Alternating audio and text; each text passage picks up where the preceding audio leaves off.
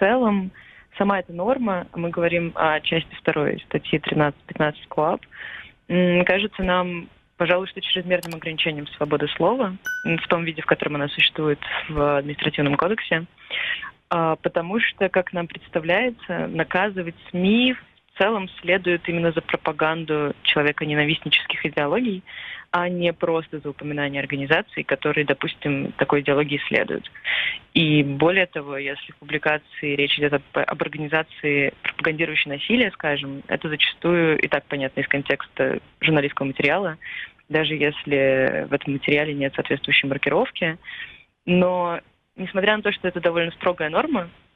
в том виде, в котором она сейчас есть, мы знаем случаи, когда СМИ привлекают к административной ответственности по ней очевидно неправомерно, то есть без формального состава правонарушения.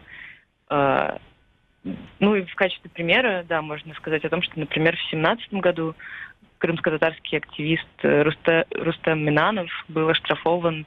не как редактор СМИ, а как частное лицо за репост на свою персональную страницу в Фейсбуке текста, где упоминался как раз тоже меджлис крымско-татарского народа. И одно это уже неправомерно, потому что эта норма направлена на регулирование деятельности СМИ и крупных блогов, а блог Минанова таким не являлся. И к тому же меджлис был внесен в список организаций, признанных судами экстремистскими, только в 2017 году, а пост его был опубликован на странице в Фейсбуке в 2016. То есть тогда меджлис уже был запрещен, но в опубликованном перечне еще не фигурировал, и поэтому формально привлекать его к ответственности, на наш взгляд, было нельзя.